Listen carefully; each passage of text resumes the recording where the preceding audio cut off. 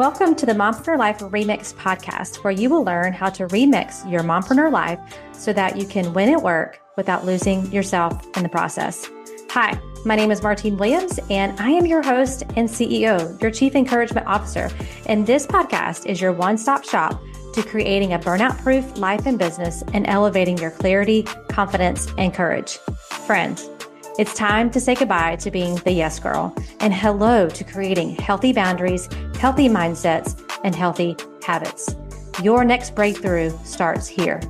This is the Mompreneur Life Remix podcast. Let's do this. Okay, friends, this week's episode may change your perspective a little bit on being organized, on organization. I am excited about our Turquoise Talk guest, and she says things like organization is more of a feeling than an aesthetic. Love that. And then the idea of not being a perfectionist, but striving for excellence, which is another way of saying progress over perfection. But we talk about all things organization. We talk about some mindset. We talk about mompreneurship. So you are going to love this episode. So let me tell you a little bit about this week's guest.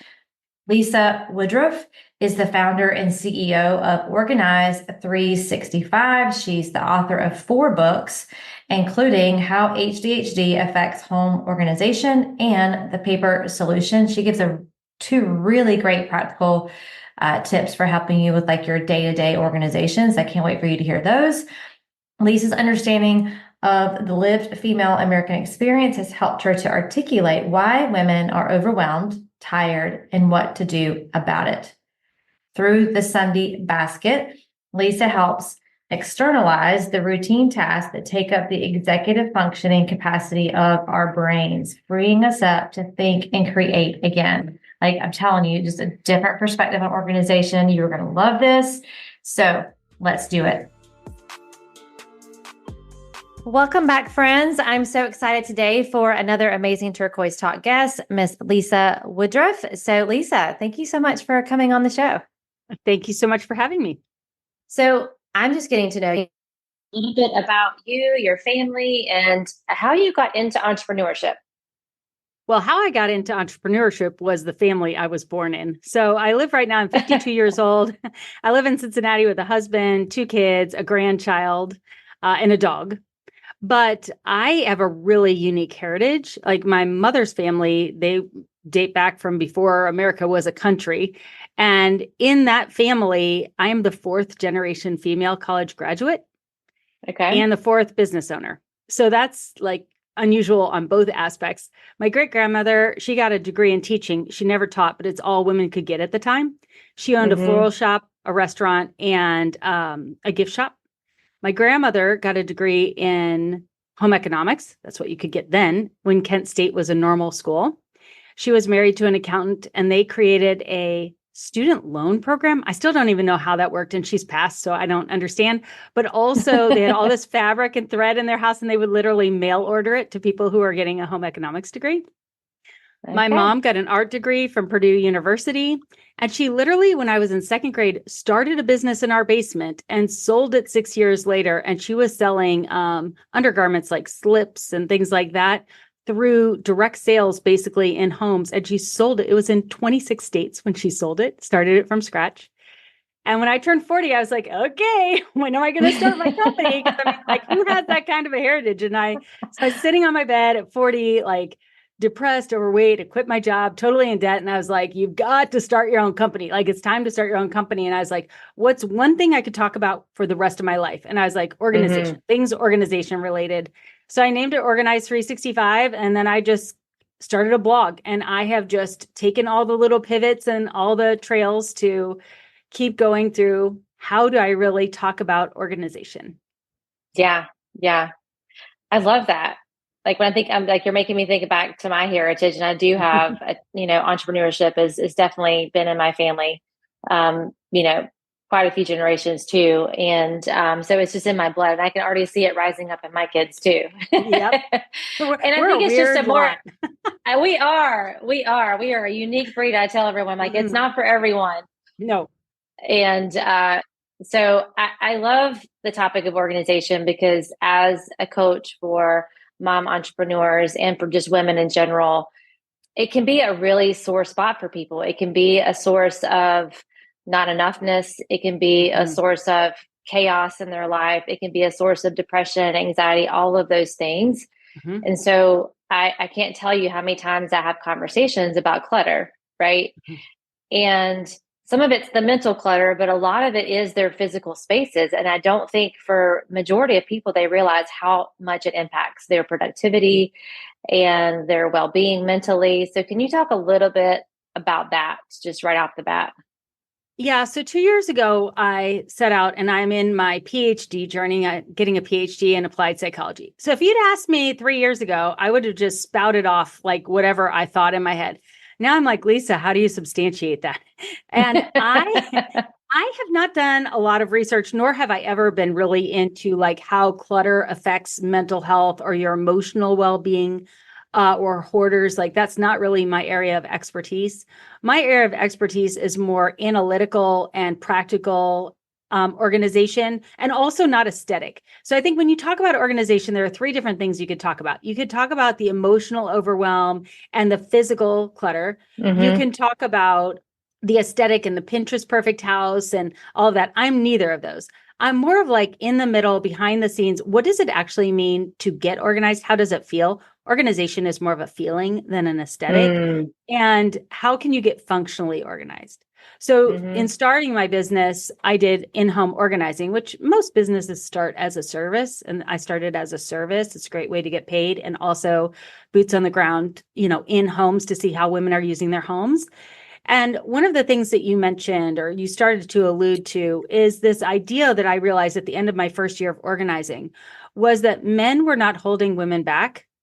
Our expectation of what done housework looks like is. And so there were so many accomplished women, and they would be calling me in to organize their house because they felt like they hadn't done a good enough job. And in fairness, sometimes their spouse said they weren't doing a good enough job, which shame on them. But a lot of the women, their spouses were like, whatever, like they didn't even notice either way. But the women were trying to get their housework perfect in order to give themselves permission to go out and do what they're uniquely created to do, because they were afraid of what they're uniquely created to do, because they're, it's harder. And I want to say, yes, I want to get you organized, but only 80% organized. I want you to do a lot less housework. I don't even want you to do it perfectly. If your children are under the age of 5, I want you to go get 2 laundry baskets, a black one and a white one. If it's in the white one, it's clean. If it's in the black one, it's dirty. Move on with your life. Like, stop trying to make things perfect that the next day you're going to have to re-perfect again. Yeah. Yeah. Yeah. Someone was laughing like I was, because I'm just visualizing that. And it's just a conversation, honestly, Lisa, that I've been having a lot over the last 2 weeks. And there's something to it. I'll probably do my own podcast episode on it, but just how complicated we make everything. And Yes, why, like my not a new motto, but a motto that I have is just how simple can I make it? Yes. And I was actually just talking with a friend last night, and she's a speaker, and she's here locally speaking at a school this week. And she was just, I asked her this morning, I'm like, so how are you feeling? She's like, I actually feel pretty good. Like, it feels easy. She goes, but that feels wrong. Yes, right. Women don't understand easy. That can't be right. She's like, I feel like I must be doing something wrong that it feels easy this morning. And I'm like, that is part of the problem. That's the bigger problem. It's not in, like you said, like where things are organized. It's why do we have this drive to either perfection or enoughness? Like it's just never enough. Like if it's easy, I must be doing something wrong. I don't know where we've adopted that, but it's in there somewhere deep for a lot of people, for a lot of women, especially, and how we overcomplicate because we have that initial thought that if it's easy, I must be doing something wrong. If it's just a black basket and a white basket, that's too easy. So that's not the right way to do it. What if somebody saw it? Let me just tell you, I know for a fact, if one of your friends who also had children under the age of 5 saw it, you know what they would do? Copy it. They would not judge you. They'd be like, genius. Everybody should do this. And we're so afraid. First of all, we're not having anybody in our house at all. But if we do, like, they're not judging what is in your laundry basket. They're like, where's the wine? Where's the back deck? Let the kids roam free. Like, as long as they're not arguing, like, let's keep talking. And I love podcasts.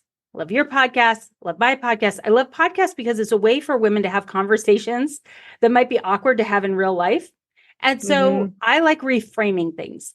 And, there's this thing like, I'm not a perfectionist, or we don't need to strive for perfection. And that's kind of sometimes negative, especially if you, want to put forth your best effort. And I was like, so how do I say I'm not a perfectionist and yet not offend you if you're really putting forth your best effort? So I made a word substitution years ago, and now my whole audience uses it all the time. And it is, I am not a perfectionist. I am a person of excellence. You can always strive for more excellence, but you're trying to get to an end destination. There's no such thing as perfect. You never get there. Right. And when you do get there, you're ticked off at everybody around you because they're about to screw it up. So it's not even, it doesn't even fill you up when you get there. Right. Yeah. I love that reframe. I'm all about reframing too. So I too don't really, I'm very conscious of labels. And in the work that I do with my clients, helping them to understand their true strengths, a lot of times it will come up, this perfectionism. And I'm like, it just means you care about the details. Like you want to do a job well done. But if you're labeling, right? If you're, the excellence piece. So if you're labeling yourself as a perfectionist, like how does that actually make you feel? Why does it make you feel good? Because it's not something that's accepted by society. Like it is the standard, but also we feel bad about it, right? So I love that reframe. I think that's someone's really, I wrote it down. So I know someone else is writing that stuff down. So how can you tell you're really organized? I love this question. Okay. So how do you answer it first? For me, it's peace.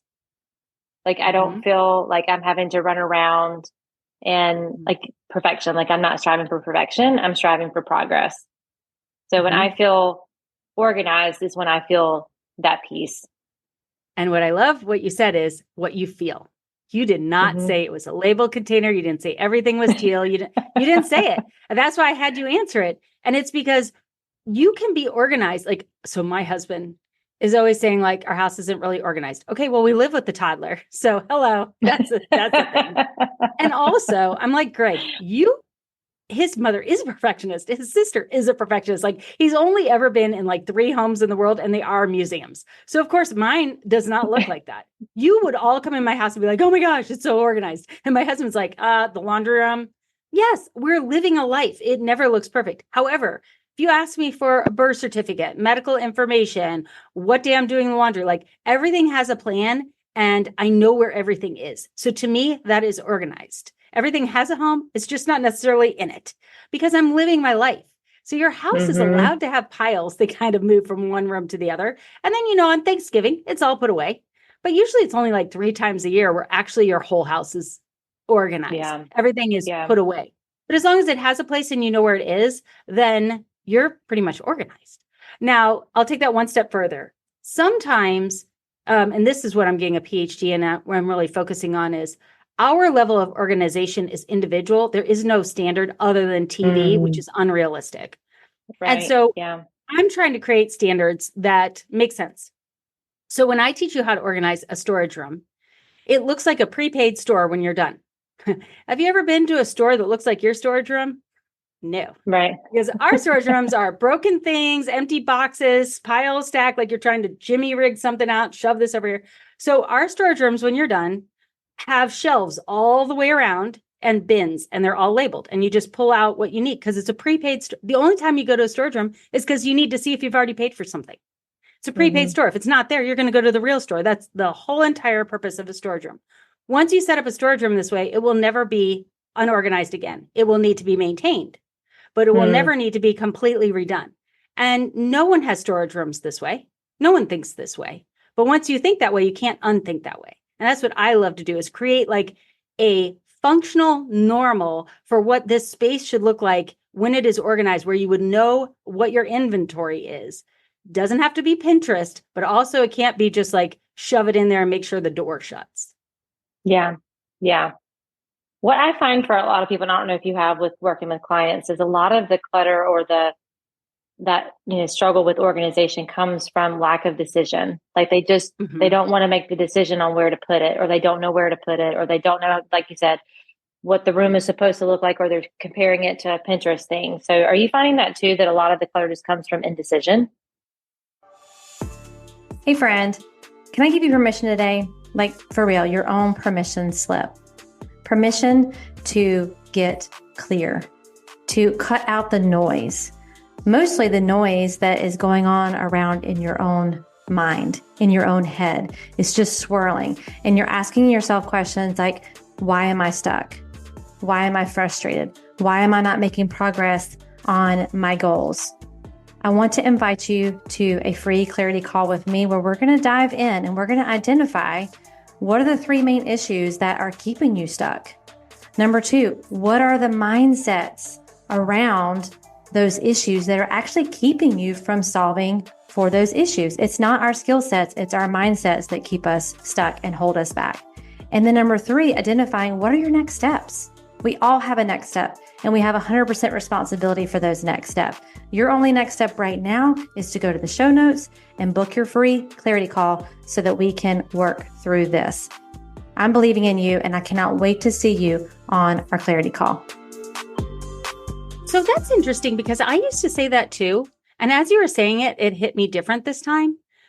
I think it's because we, especially as women, are doing so many things. And it's not necessarily we don't know what we want to do with it. We don't have the time to do what we want to do with it. Maybe we want to return it. Maybe we want to donate it. Maybe we need to return it to a family member. Maybe we want to organize it, but there's not enough time. So we'll shove it there until later. So I don't know it's necessarily we don't know what we want to do with it. It is the time to do it. Now, when you're in the storage room specifically, sometimes you're putting things in there like, well, could this be fixed? The answer is no, just get rid of it. Save yourself a lot of time.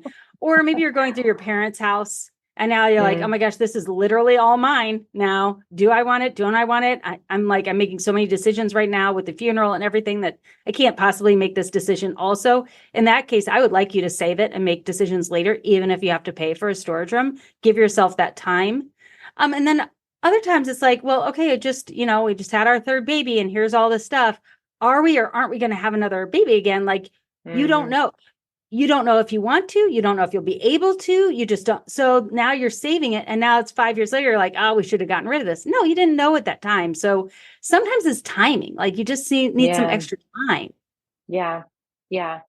Be more gentle to yourself. Give yourself more grace. Yeah, that's what I hear. That's what I hear you saying. Yeah. Like, it's okay to just, give yourself grace in the process because you can't possibly know everything all the time and be able to make a firm decision on some things. Like, so I appreciate you giving them permission to do that. For the mompreneurs that are listening that maybe are working, most of them are working from home, they're listening. What are some best practices or tips for them to create their own space to do the work they were here to do? Yeah. So we're talking entrepreneurs, right? Yes. Mm-hmm. Okay. Entrepreneurs are the best and the worst. So we're the best because we have like all the possibilities possible. And we're the worst because we have all the possibilities possible. So I would say in my early years of starting Organized 365 from home, there was a huge mistake I made. And when I changed it, it was a game changer. So in both cases, I was working in the corner of my bedroom. That was not the mistake. That was fine. The mistake was my kids were middle school age and they were going to two different schools. So after I finally got them to school and I got home, I had my house to myself, which is like heaven. That's what like everybody wants, is to be in their house alone. I love being in my house alone. So I'm in my house alone. So I make a coffee. Okay, let's start some laundry. Let's clean up the kitchen. Okay, let's reset everything. So everything, you mentioned the clutter. So everything, so I can work. So everything is done. And then I would sit down to work. And next thing you know, 90 minutes goes by and I have to go pick up the kids again. Now they come home. And then in the evening, I would go up to work on my computer for a couple of hours, to which my husband and the kids would say, you're always working. And I was like, oh, because you didn't see me do the laundry and the cleaning and everything. So I made a switch. And I was like, I got the kids to school. And as soon as I made the coffee before I left. And when I walked in, I went straight to the computer, worked until the timer went off, picked up the kids. And when they got home from school, I changed the laundry. I cleaned up the kitchen. I did the housework around the family. And I did my work while they were at school and work.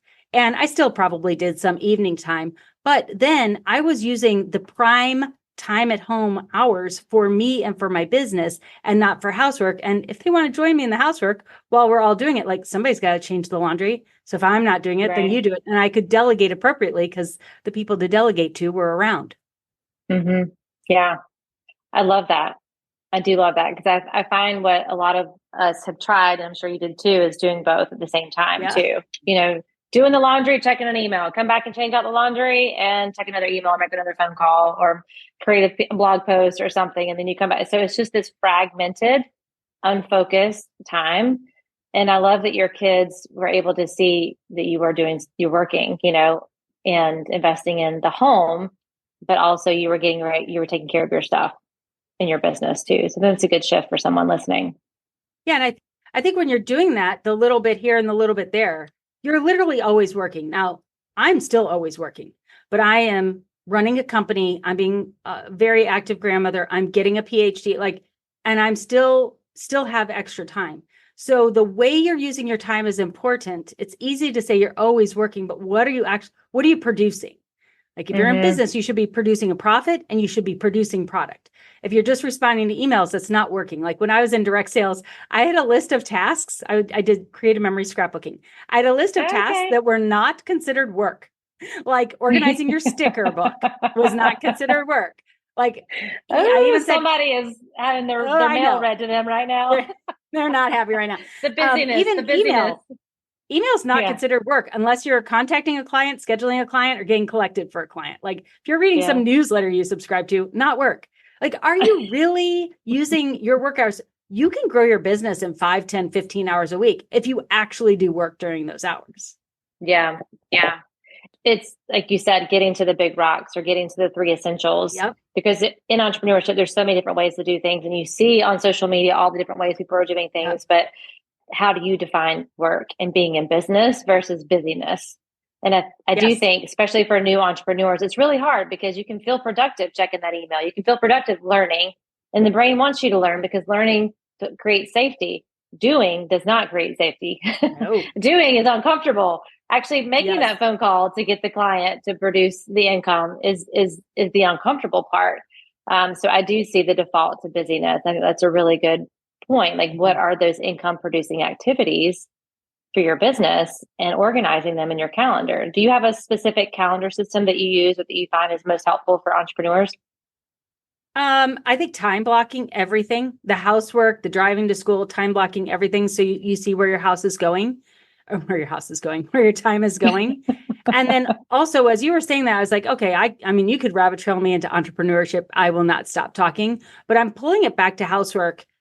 If you can grow a profitable business in 5 to 20 hours a week, and I know you can also run a household in 5 to 20 hours a week, but you can also make it last 80 if you want to. So what are the essential things you need to do? I say, reduce the amount of cleaning you do. Clean every other week, not every week. Meal plan every other week. So you're only grocery shopping twice a month. Like make those tasks take less time. And then the time that you are saving, put into organization. Because organization is time that will give you time in the future. So like if you really organize your calendar and then you schedule recurring things and you do that I do everything 120 days. So 4 months. So September to December. If you put in the whole school calendar from now until Christmas, like that is going to save you so much time. If you go and spend a whole weekend and you turn your storage room into a prepaid store, that will save you time for the rest of your life that you live in that house. But if you clean your house every single week, you don't get a good ROI on that time. So take the amount of time you're spending on the housework, put more on organization, and it will give you back more time in the future. And then when you're working, be working. Yeah. Yeah. I think what you're saying, a lot of the things that you're saying require that slowdown. That we're like, no, I'm just going to keep going. I'm just going to keep grinding and keep hustling. But the slowdown and actually slowing down long enough to get some of that organization just saves you so much more time. It really does. But it also requires you to make some decisions. And I think as entrepreneurs, we have so many decisions that we make. We have decision fatigue. And so it's just easier. It's just easier to just keep going. And I'll just figure that out later.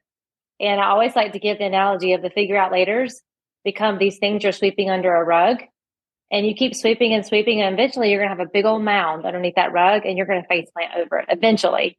If you just keep sweeping things under there and you're not dealing with them. You're not making decisions. You're not organizing. You're just sweeping under the rug for another day. That one day strategy doesn't work. It needs to be, today is my day one. I'm going to slow down long enough to get some organization so I can actually be more productive and more effective in what I do.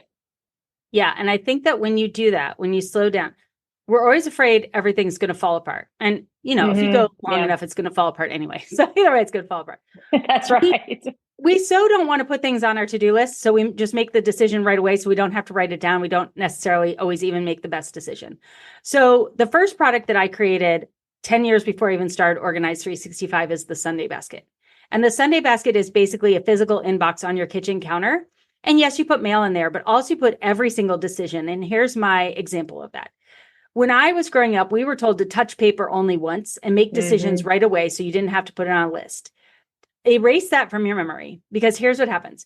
You're coming home from wherever you're coming home from. You're driving in the driveway. You're going to make dinner. Okay. You're like, oh, I'll get the mail on the way into the house. So you grab the mail and you've been told touch things only once. So now you start flipping through the mail and you're supposed to change the laundry too. So you're flipping through the mail. You're like, okay, I'm walking by the recycle bin. I should recycle right now instead of putting this on the counter. So now you're trying to process the mail as you're walking in the house. You go in, you make dinner, you go to bed, you get up the next morning, you forgot to change the laundry. And now you're supposed to go to the sporting event and you don't have the sporting thing. And now your laundry is moldy. Like when you pull into your driveway, you have a plan. You have to rewash the laundry because it's. Yeah. Change the laundry, make dinner. But you grab mail and now your mail has derailed your whole evening because your brain can only do so many things. So the Sunday basket literally takes every single thing that can wait until Sunday and makes it wait until Sunday. Mail always waits till Sunday. So I would have walked in, dumped the mail in the Sunday basket, changed the laundry, started dinner. Now a kid comes up to you. I need a blue poster board for my project on Tuesday. That can wait till Sunday. Write it down on a note card, throw it in there. You give the dog the flea and tick medicine up. It's the last one. Take the box, throw it in the Sunday basket. You can reorder it on Sunday.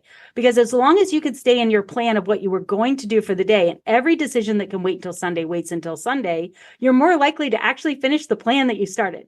Now, I'll give you a little bit of a reprieve. There are no studies like this in households, by the way, because it's like almost impossible to do, but I'll be doing them. But there are in businesses. So in businesses, there are two kinds of planning. There's contingency planning and there is daily planning. So like you can have like a big picture plan and then you can have your daily plan. And even in businesses, 1 out of 5 days just goes to, the wind, Right. Like the whole thing in businesses. So why do we think in households that we aren't going to have at least 1 or 2 days, Monday through Friday? They're like, I don't know what I did today, but I never stopped moving. If you can get 2 to 3 days a week where you actually follow your plan all the way, that is like A+ gold star, a win. And then every year you should try to get an extra day until you have 5 days a week where you're actually following your plan. And it does take about a year to add a day. But the Sunday basket for home and then the work box for work allows you to delay these home and work decisions till Friday for work and Sunday for home so that you stay more on your plan that you made for the week, even if you're just planning weekly. How many people are going to go out right now and get a basket for your Sunday basket? And while you're there, you're going to get a black laundry basket. Yes, and a white laundry basket. Yes. I love that. And I love, like, you just gave so much permission to have grace in the process of this whole trying to get everything perfect or not perfect, but your plan done. Like, I love that you said 2 days. Like, that seems doable for a lot of people that are listening right now. But if you're saying I have to get it all right all the time, 7 days a week, that is just such a high bar. Again, that's how complicated can we make it? Can you just make 2 days work well? That's the progress over perfection. I know you really believe in that too. Yes. So I love that you just gave every listener to let's just get 2 days where you're fully focused and you're working your plan that you created. And then it may take you a year to add a day 3. There's just so much permission that you just gave people. So I appreciate that. Yeah. And I can give you like my real life example of how I did this before I started Organize 365. So I was 32 years old. I had a 2-year-old and a 6-month-old. And my 2-year-old would never sleep, later to be diagnosed very ADHD. And I just had I was running a successful direct sales business. We had plenty of money in our family, but I was paying the bills late because I just couldn't find them. And so I had all these papers stacked up on the end of the kitchen counter because it was 2002.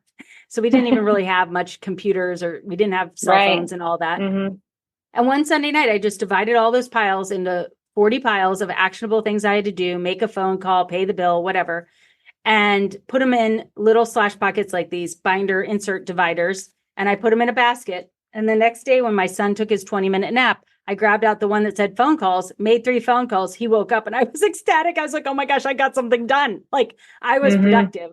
And that was the Sunday basket. And I was like, I know it's going to take me 6 weeks to get caught up, but at least I have a plan. And sure enough, 6 weeks later, I was caught up with my housework. I was like, okay, now I need to really start to carve out some time for my business. So I hired a nanny to watch my daughter from 8 a.m. until 6 p.m. So it was 10 hours on Wednesday. And I went in my basement and I forced myself to only do work, not count the stickers in my sticker book. But I had to like make calls. The first couple of weeks, I just like got caught back up. But by week 3, I was like, oh my gosh, I have to call all these people. Like I have to do real work. Well, within a couple months of doing that, I ended up with enough work that I was able to hire an assistant to work for 5 hours on Thursday to actually Xerox and mail out the newsletter. And so within just 4 months, I had gotten myself back to square one in my household. I had become more profitable and productive in my business, and I had hired a 5-hour-a-week assistant. So I was basically running my whole business, and me working 10 hours and her working 5 and me doing 1 show a week. And I was making a couple $1,000s a month. This is like 2002. Yeah.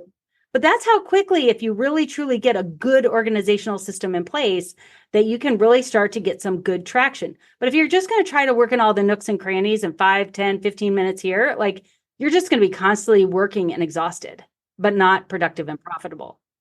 Yeah. Yeah. Totally get that. So if someone's listening today and this is really, really resonating with them, but they may feel a little overwhelmed, like what is like the next step for them? Or what's one step you would say after listening? What's the first step to start going down this journey besides contacting you? Yeah, right. If you can afford a Sunday basket, you will never regret the Sunday basket purchase. I also have a podcast, Organize 365. And if you're like, no, I need to do something that's like no money, because of who we're talking about, entrepreneurs, I want you to set your business hours. Like, what are your working business hours? How many do you actually have? Mark them off on the calendar. You need to tell your family when they are, and then hold yourself accountable. Entrepreneurs can do anything. So sometimes we don't do the right things. Pretend you have to, report back to us what you did each day, like we're your boss and you have to tell us and hold yourself accountable. The other thing is businesses make money. Businesses are profitable. So if your business is not profitable, then you aren't doing the right things and it's a hobby. And if you want to identify as an entrepreneur and a business owner, then you must be profitable. And so you must do the hard things in order to produce both for your clients and for the economy. Yeah. A little tough love there. Sorry. So mean. But it's, again, I that's how I coach. So they're used to hearing some of that tough love because it's so true. Like you want what's best for them, right? I know the heart. I mean, I don't know you that well, but I can just tell the heart behind it is I want you to succeed. I want you to have peace and profits in your life. And you do have, if you're having a business, treat it like a business. If it's a hobby, then treat it like a hobby. Yeah. You're worth it. And what you have to offer the world is worth it. And most female businesses are solopreneurs. They don't have any employees whatsoever, and they're not profitable. And that doesn't serve you or humanity. And we need more women business owners. So hold yourself accountable because the gift you have to give the world is so important. Do it. And it's so, I wish somebody had been harder on me, The older I get, I'm like, okay, I'm going to work till I'm 80. That's 28 more years. I'm like, I don't want to squander any of them. Time is so precious. Yeah. Yeah. Well, I was going to ask you what you would say to all of entrepreneurs listening, but I think what you just said is so valuable. Just you're worth it, and the work that you do is worth it and valuable. And if you're treating it like a business, it will reach more people and have a bigger impact. So what are you most excited about right now as we wrap up, like just in your own entrepreneurial journey? What are you most excited about? I'm so excited about the fact that I realize no one's ever going to give me permission for anything. So I just do things now. I walk around and go, do you know that we're allowed to do this charitable thing? Do you know that we're allowed to record a commercial? Do you know that we're I realize nobody's ever going to give you permission or stop you. Actually, you can do anything you want, which is freeing, but also there's a lot of accountability there. And yeah, just go for it. I mean, go for it. What's the worst that can happen? Yeah. Yeah. So tell everyone, and we'll put it in the show notes, but just audibly tell everyone where they can reach you or come hang out with you or learn more about what you do. Yeah. So the company is called Organize 365. That's the name of the podcast. That's the name of the website. And the product I told you about is called the Sunday Basket. Okay. Awesome. Well, we'll put all of that in the show notes for you. we could have literally taught Lisa for another 2 hours about all of this stuff. So thank you so much for taking the time to come on. I know someone was freed up today. Someone was given permission and someone was reminded that they're worthy to do these things. So thank you again for taking the time to come on the show. Thank you. All right, friends, I'll catch you on the next episode. Well, that's a wrap, friends. Thank you for tuning in to today's episode. I really hope it met you right where you are and gave you some encouragement for your day. Could you do me the biggest favor and leave me a rating and review? Seriously, it's the best way for you to support the show. And while you're there, be sure to follow the show so you never miss an episode. Thanks again. And until next time, I am believing in you always.